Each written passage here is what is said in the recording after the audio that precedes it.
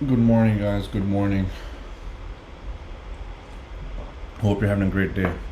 So we had the GDP number out today, which was negative. But see, based on his comments, I'll post something in the chat later on. A negative GDP number was apparently supposed to be good for SPX, to go rise on that number. A more positive number actually would have been negative for the market, right? I'll explain why later on. So some of you guys might be confused on that why. I'll post that topic that I read just so you guys have a little idea of why. But for now, SPX didn't really do much here on the right. This is the 24-hour SPX USD. We had the GDP numbers right here. We had an initial dip and then rip, and now we're just balancing. But I think there's not much of a big reaction, right? There's not much of a big reaction. And overnight futures were pretty quiet. And I'll just go back to SPX, to the normal chart that we have. And I was very iffy yesterday playing the upside or downside, and I'm glad I didn't. Right, I'm glad I just stayed out because I'd rather let this action pass by. Right, I cannot predict a day-to-day move, but what I could predict is this, which is very likely to happen if. All right, I'm using the word if. All right, I'm not saying it does. If the market gets towards this 4150 zone, 4150, that's going to present a 30 to 40 point drop. All right, for a scalp.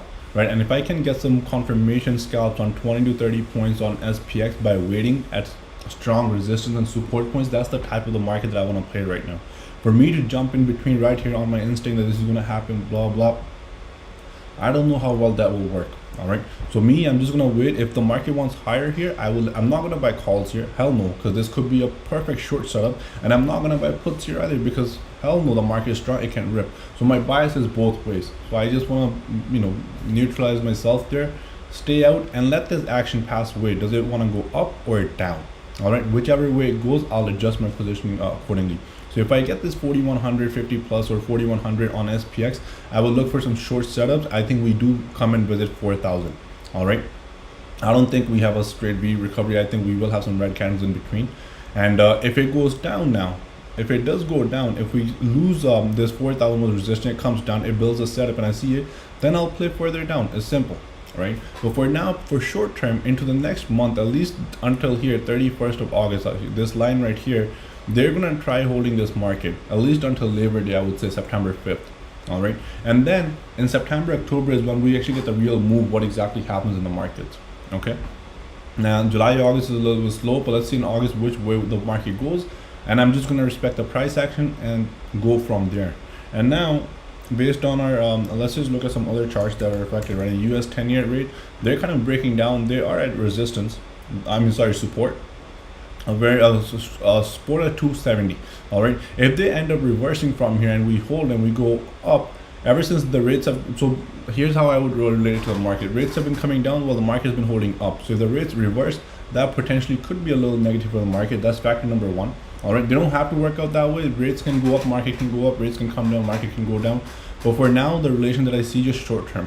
All right, and then we have the dollar index, obviously DXY. It's just holding on to support here. It's holding on to this 106, 107 support. Which way does it really go? Right, which way does it really go? SPX so far has outperformed this. Dollar's been holding at the same levels, but the SPX went up.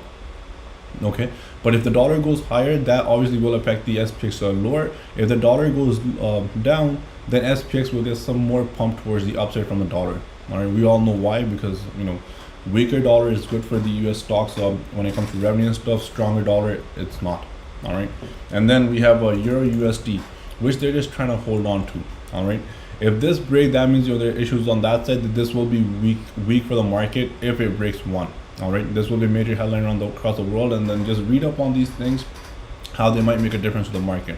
All right, I'd rather not share my bias on this, because it's better that you figure these things out, you learn and come up with your own. Then we have the USD JPY, which has made a little topic pattern, and ever since the market has also been holding. Right, so it's at the support here. Let's see how low it goes and what happens exactly here. All right, and then we have the bonds. Let's look at the bonds. Right, okay, so it's trying to reverse back up. If there's inflows that come into the market, bonds into market, that's usually positive for the market. So if we reverse from here, we continue going higher, that's going to push the equity markets higher as well, probably. All right, so keep an eye on bonds, I would say. Commodities, DBC, I'm also keeping an eye on. If commodities rise, what does that mean? If this stock, DBC is just one index that I'm showing you, but there are more. If DBC commodities start rising, what does that mean for inflation in the coming months? All right, so that's how you just gotta put these things together. All right. Many other things, TLT bonds, I kind of went over, but I'll just go over TLT as well. Come on, why is it loading? Yeah, TLT gave up some, but let's see if TLT can get about 117, 118, and it can probably get towards 120, 130 level. All right, but 118 is tough, but so far not bad. That's not a bad move, right? LB was on top of this as well, and so was I, right? And we actually caught this sort of a bottom, and this is great. So let's see if we can continue going higher. If more inflows come into this, that will be a positive for the market. If this also gives up some gains, then I would be concerned about the market as well. All right, and VIX also one thing you guys need to understand now. I understand many people are watching this. When VIX is above these 24, 25 level right here, 26 and higher, right, is very good to compare with SPX. But once it comes below 20, 27 is usually the one number I look at, but it's way below 27 now. It's at 23. Here, VIX might just stabilize here, sideways or whatnot. The market can still move up, yes. All right, and this, if they ever want to kill it, markets are strong, this is just going to drop all of a sudden, and then a lot of options premium will be killed if there's low IV crush. All right, if there's volatility that dies down. Okay, but if options remain expensive and the market may still expecting bigger moves, VIX will stay around these levels. All right, and there's a lot more to this. Go ahead, look into it, and then we'll see what happens. Right, TSLQ, just some tips on this. The bear daily ETF. Now these ETFs that come, this SQQQ, TQQQ, and all these ETFs, these are usually meant to go to zero in the long run. However, if you catch the proper move, let's say if you're short Tesla, you want to short Tesla, and this is a great play. I think LB did great. He caught this. He gave you guys a few dollar move on TSLQ, which was great. It's up to you to manage profits, but this, in the long run, is actually meant to just keep going down. All right, as long as Tesla grows. Even if Tesla goes sideways, this will likely keep losing value on its ticker and keep going down. All right, but if you catch a Tesla top, for example, you think Tesla is going to drop 100 points, while Tesla may only drop 5-10% as on a stock equity, this will rise maybe 15-20%. This just gives you a bigger move to the upside. All right, and obviously much cheaper, and it's a short term, and then you take your profits and you're out. But if you're holding this long term, thinking if Tesla goes to 500, this is going to continue going up, like up, then you need to understand how these ETFs really work. Okay, and apart from that, I think sorry.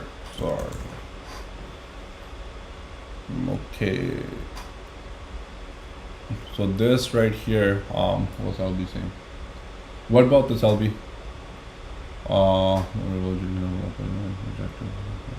That's the open SARC.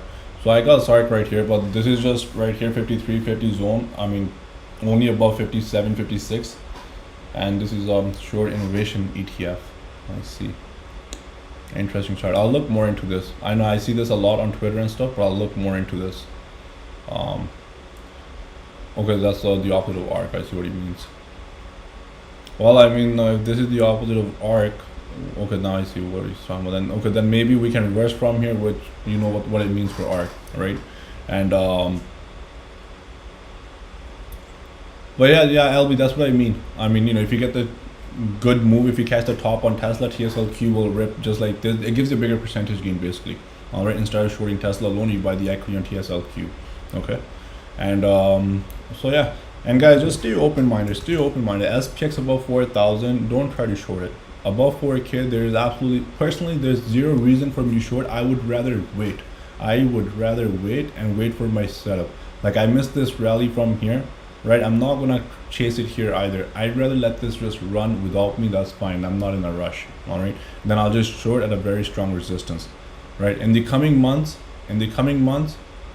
yes, I stand by my stance for now, right? If I have to change in the future, I will, but for now, yes, I think we see lows. That's in the coming months. This could be in late 2022, 2023. That's my own research, which I've done, read a lot, and sometimes these markets last 1, 2, 3 years. All right, so just go back in his history repeats itself, and with that, we'll see you guys back in the chat.